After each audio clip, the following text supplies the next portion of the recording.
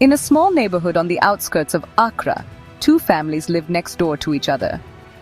The Osei family and the Mensah family had been neighbors for many years. Their homes were connected by a shared courtyard where children played and adults chatted in the evenings. Auntie Essie, head of the Osei family, was known for her gentleness. She spoke softly and rarely scolded her son, Kofi. She believed in guiding rather than punishing. Her husband worked far away in the city and only came home once a month. Next door lived Auntie Amma with her daughter, Amma Jr. Unlike her neighbor, Auntie Amma was strict. Her rules were clear, and she expected them to be followed without question. She had raised Amma Jr. alone since her husband passed away 5 years ago. Both women ran small businesses in the local market. Auntie Essie sold colorful fabrics, while Auntie Amma sold fruits and vegetables. They left early in the morning and returned late in the evening, tired but with enough money to keep their families going. Kofi and Amma Jr. were both 14 years old. They had grown up together, sharing toys, secrets, and dreams. They walked to school together every day and did their homework side by side in the courtyard. Their friendship was special. "Kofi, have you finished your math homework?"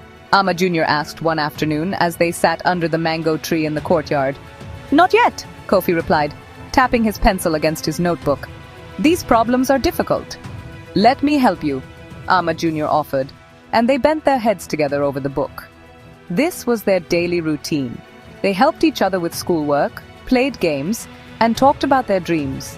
Kofi wanted to become a doctor. Amma Jr. dreamed of being a teacher. One Saturday morning, Kofi burst into the courtyard, his face glowing with excitement. "Amma, look what my uncle gave me!" he shouted, holding up a sleek smartphone. It was the latest model, with a shiny screen and a sleek case. Amma Jr.'s eyes widened.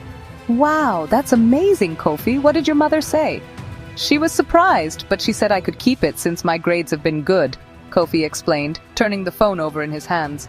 "Uncle says it will help with my studies." Amma Jr. touched the phone carefully. "Does it have games?"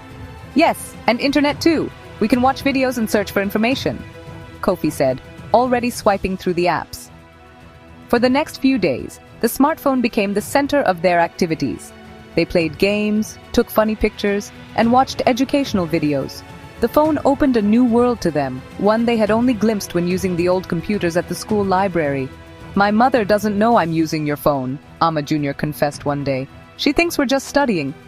"We are studying, sometimes," Kofi said with a laugh. "But it's our secret, okay?" Amma Jr. nodded, feeling a small thrill at having this secret with her best friend. As weeks passed, their interest in games and educational videos began to fade.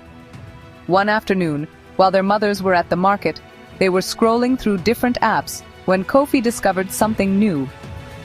"Look at this app," he said, pointing to a colorful icon. "I don't remember downloading this." "What is it?" Amma Jr. asked, leaning closer. Kofi tapped the icon and the screen filled with thumbnail images of videos. They looked different from the usual content they watched. The titles were strange, with words they didn't fully understand. "Let's see what this is," Kofi said, tapping on one of the videos. The video began to play, showing adults in situations that made both teenagers uncomfortable. They should have turned it off immediately, but curiosity kept their eyes glued to the screen. "I don't think we should be watching this," Amma Jr. whispered, but she didn't look away. "It's just a video," Kofi replied, though his voice sounded uncertain. "We're just looking." When the video ended, they sat in silence for a moment, processing what they had seen. "Delete it," Amma Jr. finally said. "If our mothers found out?" "You're right," Kofi agreed, quickly closing the app. "Let's forget about it." But they didn't forget. The images stayed in their minds, bringing up questions they were too embarrassed to ask their mothers. 3 days later, when they were alone again, Kofi reopened the app. "Just one more," he said, and Amma Jr. didn't protest. This became their new secret. Whenever their mothers were away, they would watch these inappropriate videos, confused but fascinated by this adult world they didn't understand. Their behavior began to change. They spent less time playing outside and more time locked in Kofi's room with the phone. Their laughter that once filled the courtyard was replaced by whispers and guilty glances. The change didn't go unnoticed. Auntie Essie observed her son becoming secretive. He hid his phone when she entered his room and seemed distracted during meals. Kofi, is everything okay? She asked one evening. You've been very quiet lately. I'm fine, Mama, Kofi answered quickly. Just thinking about school. Auntie Essie wasn't convinced, but she didn't press further. She made a mental note to pay closer attention to her son. Meanwhile, Auntie Amma noticed changes in her daughter too. Amma Jr., usually helpful around the house, now rushed through her chores to go to Kofi's house. She became defensive when questioned about her activities. What do you and Kofi do all day? Auntie Amma asked one evening. Nothing special, Mama. We study and talk, Amma Jr. replied, avoiding her mother's eyes. The situation took a turn when Kofi's uncle visited again. He noticed Kofi glued to the phone he had given him. You really like that phone, don't you? He asked with a smile. Yes, Uncle. Thank you again, Kofi replied, quickly putting the phone in his pocket. Let me see what games you've installed, his uncle said, holding out his hand. Kofi's heart raced. He couldn't give his uncle the phone, not with those videos in the history. The battery is dead, he lied. I'll show you later. His uncle frowned, suspicious of Kofi's behavior. Later that evening, while Kofi was in the bathroom, his uncle checked the phone. What he found shocked him deeply. The next morning, he called Auntie Essie aside and showed her the browsing history on Kofi's phone. Auntie Essie's hand flew to her mouth, her eyes filling with tears. How could this happen? She whispered. He's just a child. Children are curious, Kofi's uncle said gently, but they need guidance. You need to talk to him about this. Auntie Essie nodded, her heart heavy with worry and guilt. Had she been too busy with her business? Had she failed to protect her son? That same evening, when Kofi returned from school, Auntie Essie was waiting for him. The phone sat on the table between them. Kofi, we need to talk, she said, her voice firm but kind. Kofi's eyes darted to the phone and his face paled. Mama, I can explain. Your uncle found some disturbing videos on your phone, Auntie Essie continued. Have you been watching these with Amma Jr.? Kofi looked down, unable to meet his mother's eyes.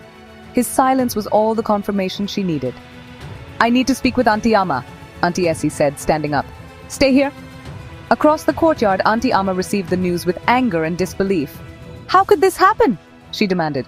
What were you thinking, giving a child a smartphone without supervision? This isn't about blame, Auntie Essie replied calmly. It's about helping our children. The two mothers agreed to talk to their children together. They sat the teenagers down in Auntie Essie's living room, the atmosphere tense and uncomfortable. We know what you've been watching, Auntie Amma said, her voice stern. Do you understand how inappropriate this is? Kofi and Amma Jr. couldn't look up from the floor. Shame burned in their cheeks. We're not here to punish you, Auntie Essie added, her voice softer. We want to understand why, and we want to help. Slowly, the story unfolded.